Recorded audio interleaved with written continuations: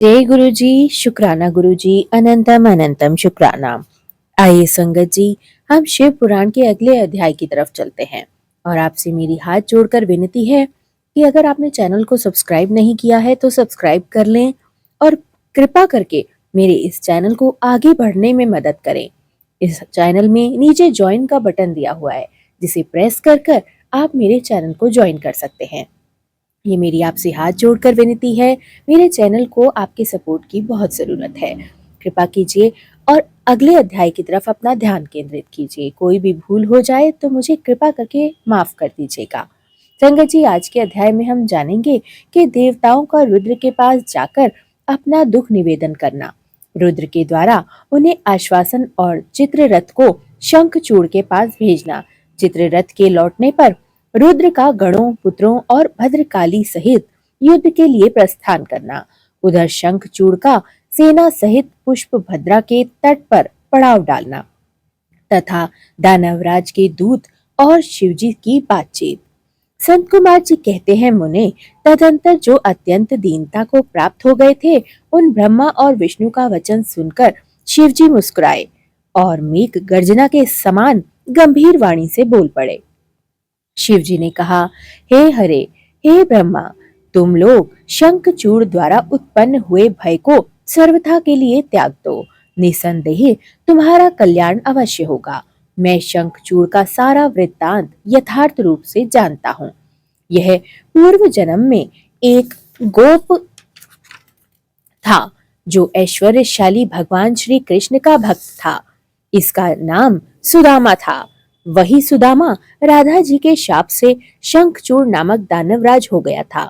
यह परम धर्मज्ञ और देवताओं से द्रोह करने वाला यह दुर्बुद्धिवश अपने उत्कृष्ट बल के भरोसे संपूर्ण देवगणों को क्लेश दे रहा था।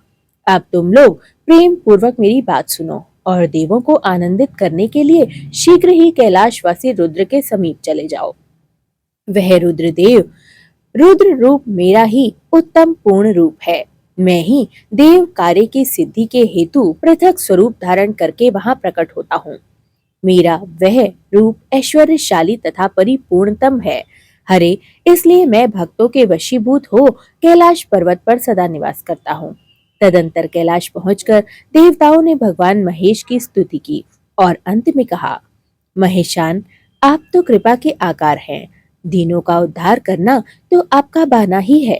प्रभु, दानवराज शंखचूड़ का वध करके इंद्र को उसके भय से मुक्त कर दीजिए और देवों को इस विपत्ति से उबार दीजिए।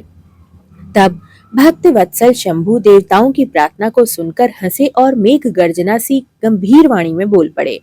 श्री हरि शंकर ने कहा कि हे हरे, हे ब्रह्मन, मैं देवगण, तुम लोग अपने अपने स्थान को लौट जाओ। मैं निश्चय ही सैनिक सहित शंखचूड़ का वध कर डालूंगा।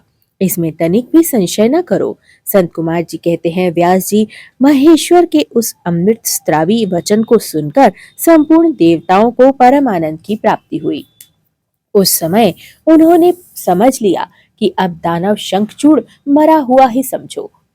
तब महेश्वर के चरणों में प्राणिपात करके विष्णु वैकुंठ को और ब्रह्मा सत्यलोक को चल पड़े तथा संपूर्ण देवता भी वह अपने अपने स्थान को प्रस्थान कर पड़े।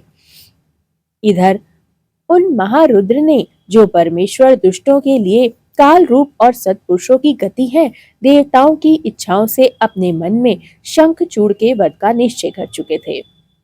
तब उन्होंने प्रसन्नता पूर्वक अपने प्रेमी गंधर्व राज चित्ररथ को दूत बनाकर शीघ्र ही शंखचूड़ के पास भेज दिया। चित्ररथ ने वहां जाकर शंखचूड़ को खूब समझाया, कहा, परंतु उसने बिना युद्ध किए देवताओं को राज्य लौटाना स्वीकार नहीं किया और कहा, मैंने ऐसा निश्चय कर लिया है कि महेश्वर के साथ युद्ध किए बिना ना तो मैं राज्य वापस दूंगा और ना ही अधिकारों को लौटाऊंगा। तू कल्याणकर्ता रुद्र के पास लौट जा और मेरी कही हुई बात यथार्थ रूप से उनसे कह दे। वे जैसा उचित समझेंगे वैसा करेंगे। तू व्यर्थ बकवास मत कर।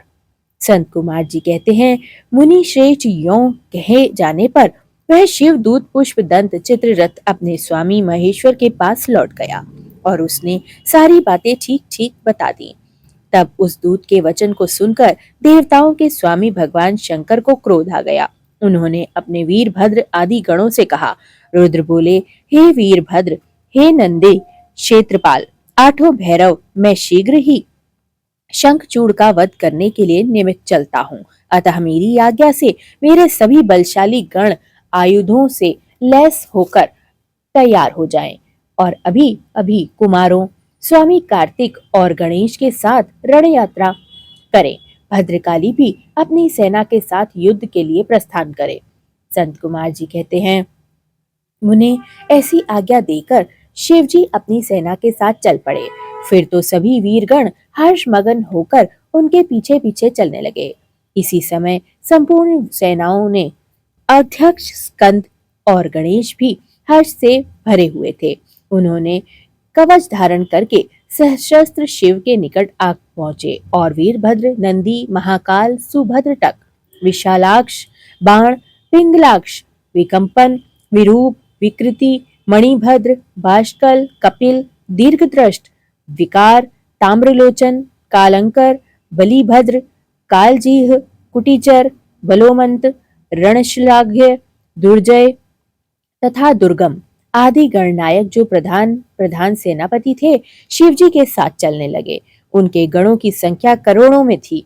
आठों भैरव, एकादश भयंकर रुद्र, आठों वसु, इंद्र, बारहों आदित्य, अग्नि, चंद्रमा, विश्वकर्मा, दोनों अश्विनी कुमार, कुबेर, यम, निकित, नलकुबुर, वायु, वरुण, बुध, मंगल तथा अनायाय ग्रह, पराक्रमी कामदेव, उग्रदंड, उग्रशिष्ट, कारेट तथा कोटभ आदि भी शीघ्र ही महेश्वर के का अनुगमन करने लगे। स्वयं महेश्वरी देवी भद्रकाली भी 100 भुजा धारण करके शिवजी के साथ चल पड़ी।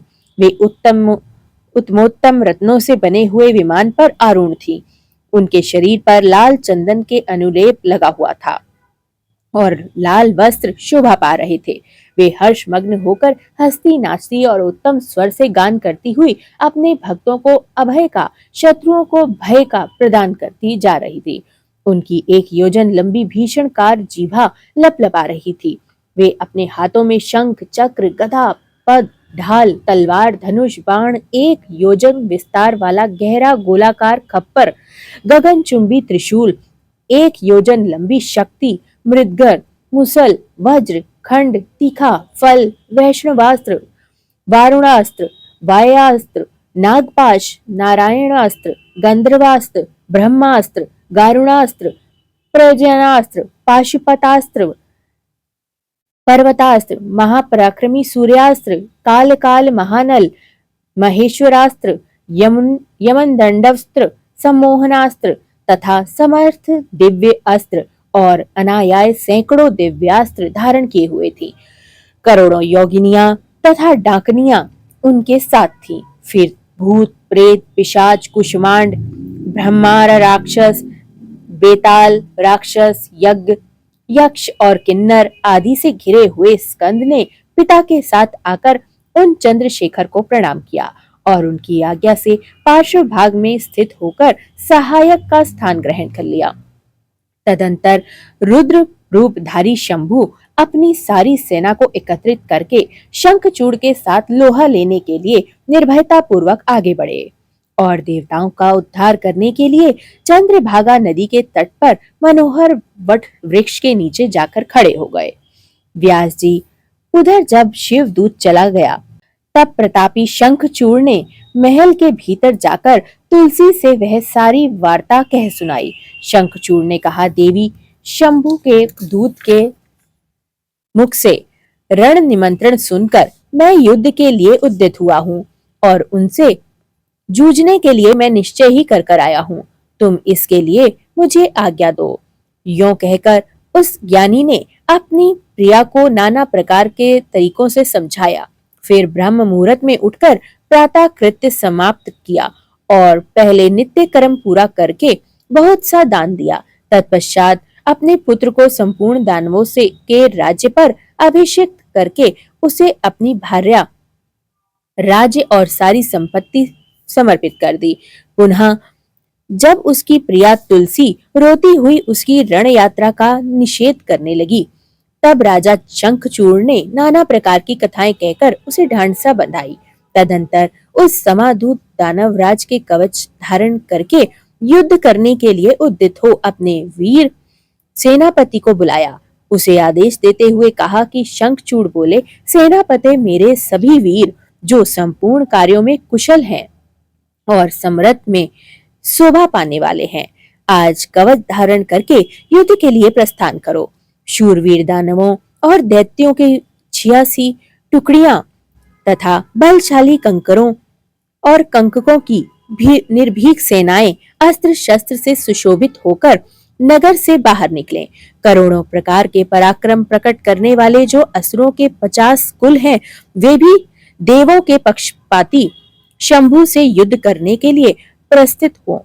मेरी आज्ञा से धर्मों की 100 कुल की कवच से विभूषित हो शंभु के साथ लोहा लेने के लिए शीघ्र निकले। कालकइयों, मौर्यों, दोहर्दों तथा कालकों को भी मेरी यह आज्ञा सुना दो कि वे रुद्र के साथ संग्राम करने के लिए रण सामग्रियों को सुसज्जित कर लें। संत कुमार जी कहते हैं, मुने सेनापति को यो आदेश देकर असुरों का राजा महाबली दानवेंद्र शंखचूड़ सहस्त्रों प्रकार की बहुत सी बड़ी सेनाओं के साथ घिरा हुआ नगर से बाहर निकला। उनका सेनापति भी युद्ध शास्त्र में निपुण, महारथी, महान शूरवीर और रणभूमियों में रथियों के अग्रहण था। इस प्रकार युद्ध स्थल में वीरों को भयभीत कर देने वाला वह दानवराज 3 लाख अक्षौहिणी सेनाओं पर शासन करता हुआ शिविर से बाहर निकला और उत्तमोत्तम रत्नों द्वारा निर्मित विमान पर आरूढ़ हो गया। अपने विमान पर आरूढ़ हो गुरुजनों को आगे करके युद्ध के लिए चल पड़ा। आगे बढ़ने पर वह पुष्पभद्रा नदी के तट पर सिद्धाश्रम में जा पहुंचा। वहां एक मनोहर वट वृक्ष विराजमान था। वह सिद्धि क्षेत्र सिद्धों को उत्तम सिद्धि प्रदान करने वाला था। पुण्य क्षेत्र भारत में वह कपिल का तप स्थान कहलाया था। वह भूभाग पश्चिम समुद्र से पूर्व, मंगल पर्वत से पश्चिम, श्रीशैल से उत्तर और गंधमादन से दक्षिण था। उसकी चौड़ाई 5 योजन और लंबाई 500 योजन थी। भारत के उस भाग में उत्तम पुण्य प्रदान करने वाली तथा शुद्ध स्फटिक की समान स्वच्छ जल से परिपूर्ण पुष्पभद्रा और सरस्वती नाम की 2 रमणीय नदियां बहती थी। सदा सौभाग्य से संयुक्त रहने वाली लवण सागर की प्रिया भार्या पुष्पभद्रा सरस्वती के साथ हिमालय से निकलती है और गोमत पर्वत को बाएं ओर करके पश्चिम समुद्र में जा मिलती है। वहां पहुंचकर शंखचूड़ ने शिवजी की सेना को देखा।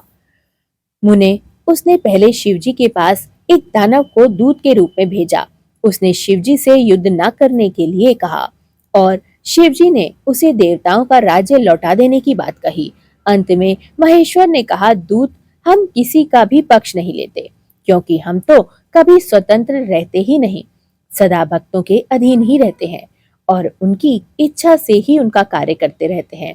देखो, पूर्व काल में ब्रह्मा की प्रार्थना से पहले प्रलय समुद्र में श्री हरि और दैत्य श्रेष्ठ मधु कैटभ का भी युद्ध हुआ था।